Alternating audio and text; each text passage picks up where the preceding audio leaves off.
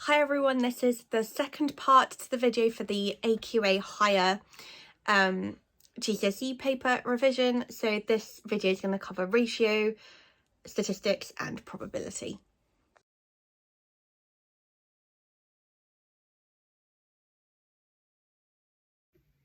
Okay, so let's start off by sharing into a ratio. So here we're told that Paige is 5 years old, Kira's 6, Scarlett 7, and that they share £108 in the ratio of their ages. So let's just write that out. We've got Paige, Kira, Scarlett, and remember, whenever you're dealing with ratios, it's always going to be in the order in which they're written. So Paige will be the first ratio, 5 to 6 to 7. Okay, so what we need to do is split 108 into these respective parts. So Paige gets £5 for every £6 that Kira gets, and Scarlett gets £7 for every £5 and £6 that Paige and Kira get. So in total, we've split 108 into 5 parts, 6 parts and 7 parts. So we add all those parts together. 5 plus 7 is 12, plus 6 is 18. So it's 18 parts in total.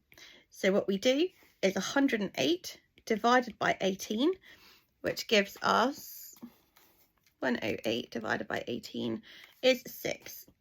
So each part is worth £6. So therefore, let's fill it in.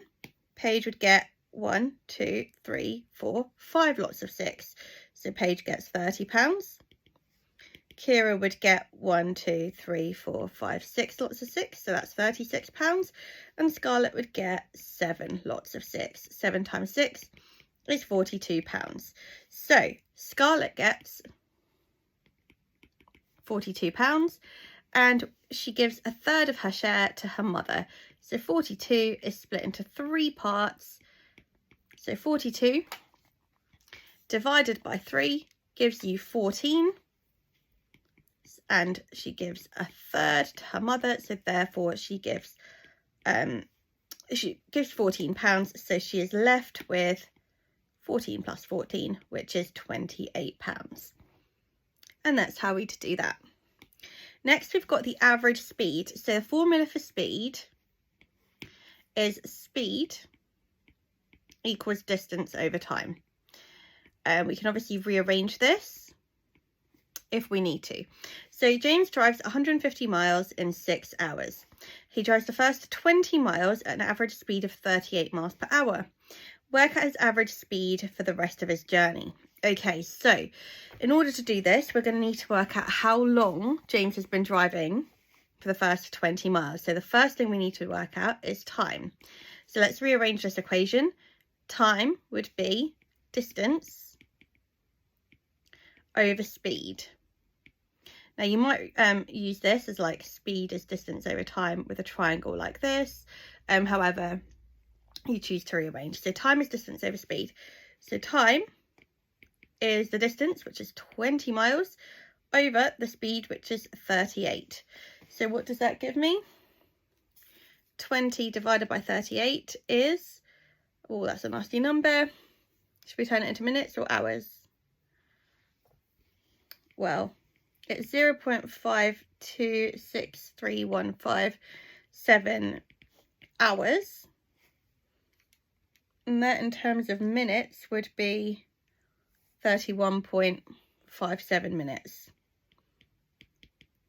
To turn anything into minutes, you just times it by 60 because there are 60 minutes in an hour. So 0.52 hours is roughly 31.57 minutes. Let's keep it in hours. So work out his average speed for the rest of the journey. Well, if he's already travelled 6 hours, we do 6 take away 0.527. So 6 take 20 over 38, just so you get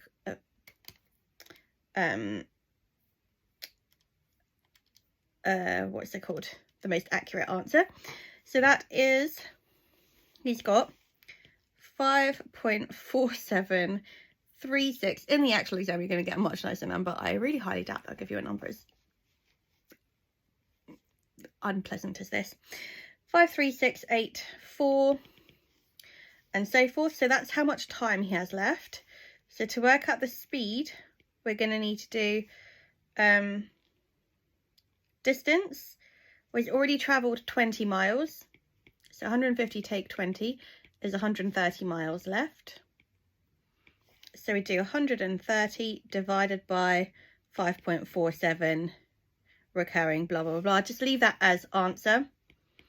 Your calculator will save it, so just do 130 divided by answer, which gives you 23.75 miles per hour, and that's his average speed.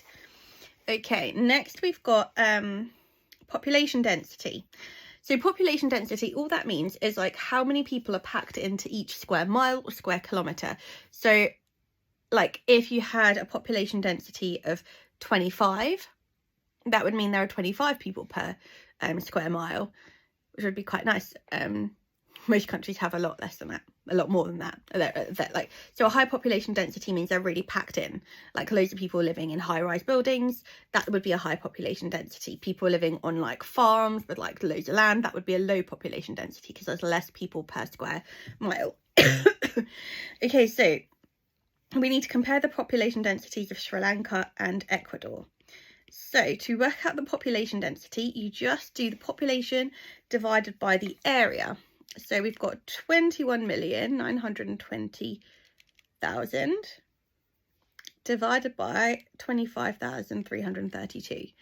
So that's a population density of 865.31. So let's round that to 865 people per square mile, because you can't have 0.31 of a person.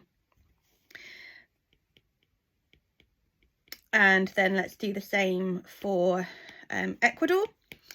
So in Ecuador, a population of 17,640,000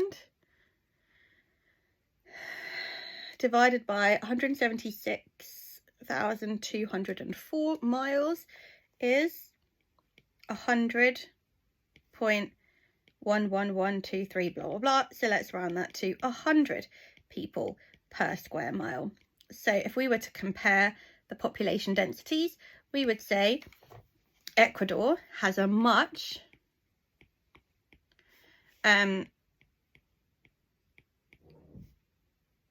lower population density, which essentially just means that there are less people per square mile. People are less crammed together. Alternatively, you could say Sri Lanka has a higher population density. Okay, percentage increase. So the formula for when we're trying to work out percentage change, whether it's percentage increase or decrease, in this case it's percentage increase, is the difference between the original value and new value divided by the original value and then multiplied by 100. So in this case, the difference between the original and the new value, we do 479,000, take 325,000 over the original, which is 325,000, and we times that by 100. So the difference between 479 and 325 is 154,000. So we do 154,000 over 325,000 times by 100. Type that into a calculator. By 325,000 and times it by 100. And that would give you 47.38, we'll round it, percent. So the percentage increase, quite a large percentage increase.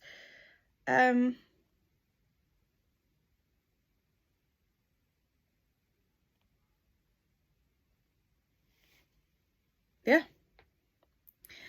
Hold on, is that right? 325 times by 1.478.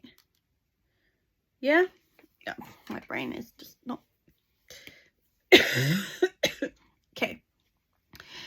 Right, next we've got compound interest. So compound interest is just essentially where you put some money into a bank account, you leave it, and at the end of the year you have more money. So you have a percentage of that new amount. So your money keeps growing. It's really nice when there are good interest rates.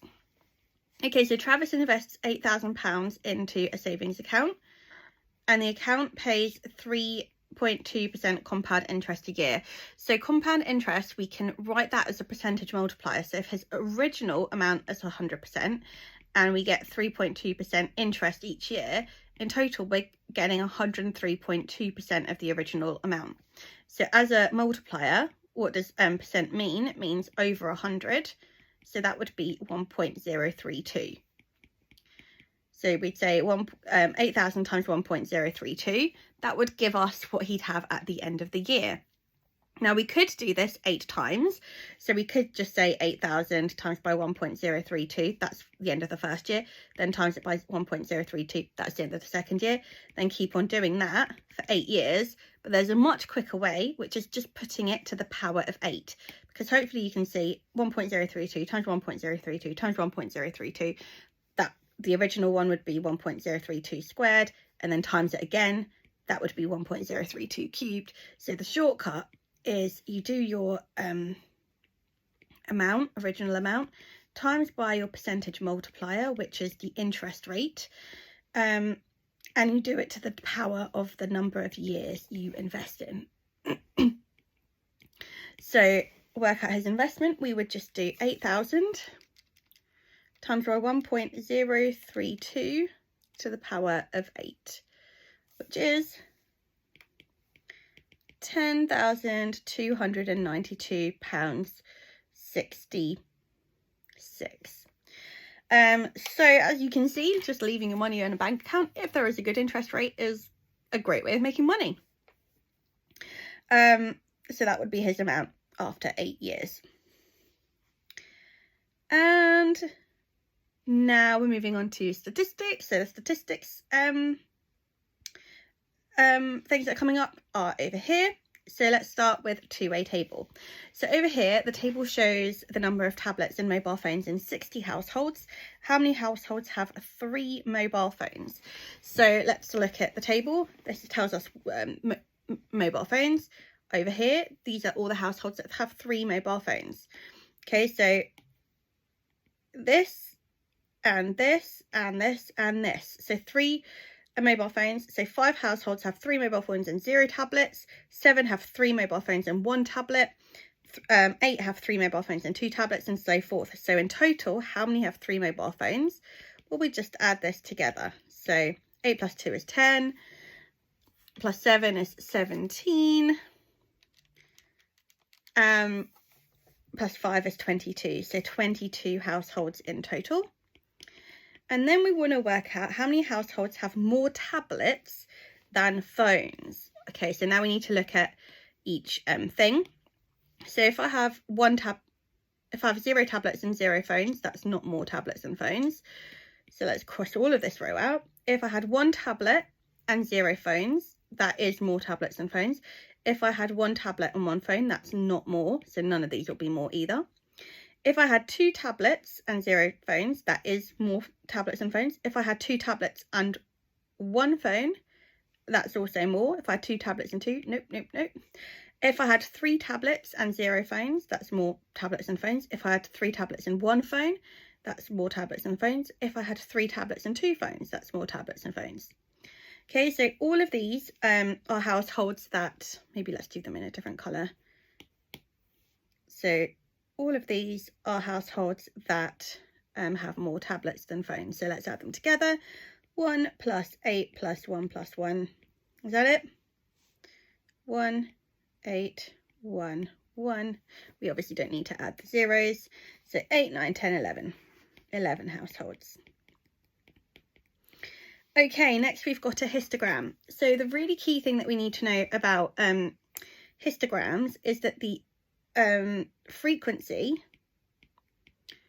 is the area of the bars. Okay, so frequency, how do we work that out? is a frequency density, which is this, is always the y-axis. So frequency density multiplied by class width. Class width just means how like wide the bars are. So the histogram shows the birth weights of some sea turtles. Oh, sea turtles are cute. And I need to work out how many baby sea turtles weigh less than 850 grams. Okay, so to work out frequency, which just means how many, I multiply my frequency density by the class width. So for the first one, from 450 to 650 is a class width of 200, and the frequency density is going up in 2, 4, 6, 8. So the frequency density is here, 8. So 8 times by 200 is 1,600. So this here represents 1,600 turtles. Let's do the next one. This is a class width of 100, and the frequency density is 10, 12, 14. So I do 14 times by 100, which is 1,400. And then for the last part, 800, this over here is a class width of 100 again, and then the frequency density is 2, oh, don't know what happened there, 22, 24. So you do 24 times by 100, which is 2,400. So now you've worked out the frequency of all of your little bars. You don't need to work out any of the others because we just want to work out how many weigh less than 850. So all of these little sea turtles here, all of these and all of these will weigh less than 850. So 1,600 plus 1,400 plus 2,400 is 1,600 plus 1,400 plus 2,400 is, nope, 1,600 plus 1,400 plus 2,400, 5,400.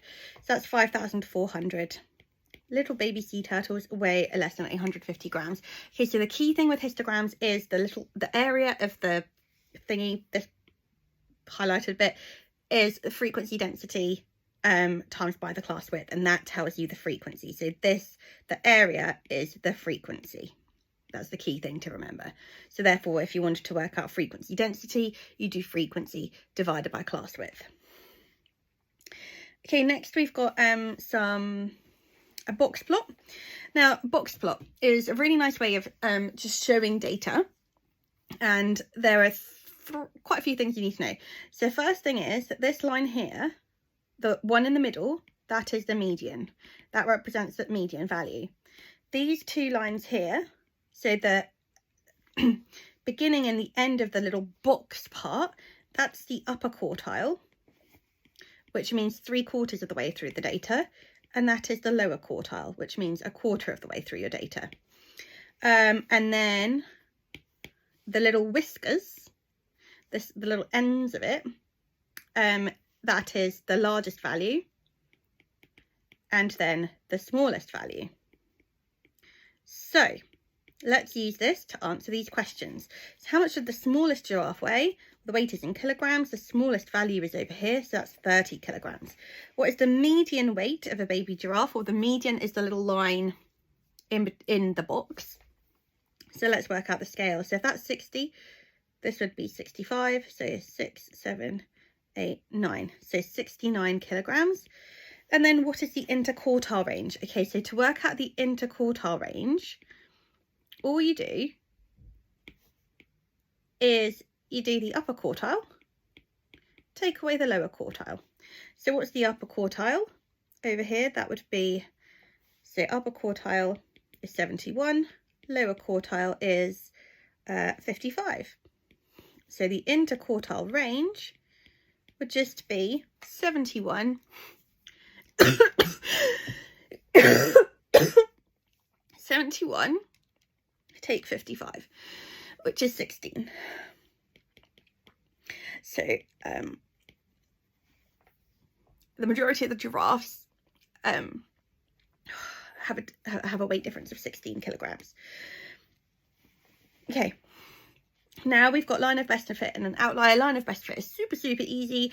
Things you need to do is just make sure it goes through as much of the data as possible. So roughly half of the points above as below. I'm just going to do a rough line of best fit like over here. In the exam, you'll probably have less little points so you can count them individually. So you've drawn your line of best fit. Oh, it hasn't actually told you to draw a line of best fit, but in order to estimate anything, you need to draw a line of best fit. The amount of people that just pick a random point and just use that to estimate, you're going to get no marks. So draw your line of best fit and then use that to estimate things. So you want to estimate the number of ice creams that would be sold on a day with a midday temperature of 25 degrees. So you go along to 25 degrees, which is here. You go up to your line of best fit and then you go across. Ooh, let's do this. So going across, that would take you to, I think that's supposed to say 400. So it's going up in 20s. So 2, 4, that would be 340 ice creams.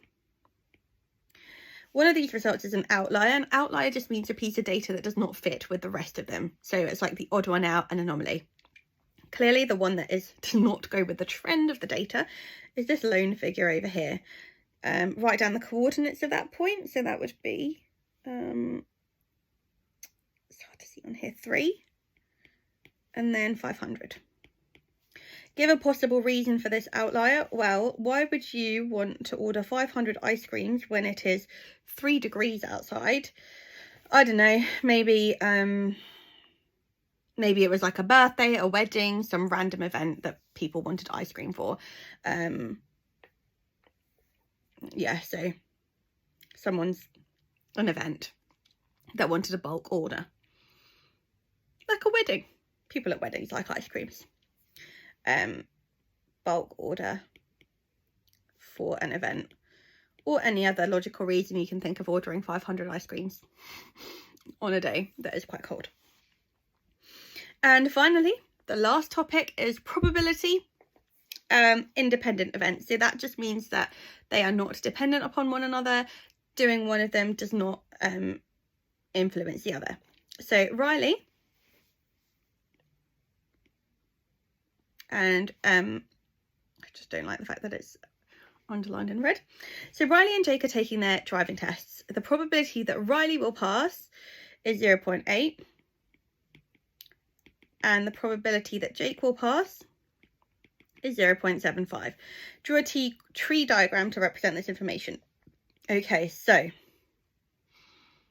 we'll do it for Riley first because he's the first one. So Riley, he could either pass or he could fail. If he passes, then Jake could either pass or Jake could fail. Similarly, if Riley fails, Jake could also pass or fail. So we draw a tree diagram like that with our 2 options. So first one is Riley passing. Second is Jake passing, and both of them have 2 options, pass or fail. Now we need to obviously say what the probabilities are. So the probability of Riley passing is 0.8. So I'd put 0.8 there. And with probability trees, the branches, I don't know why I put 0. The branches must sum to 1.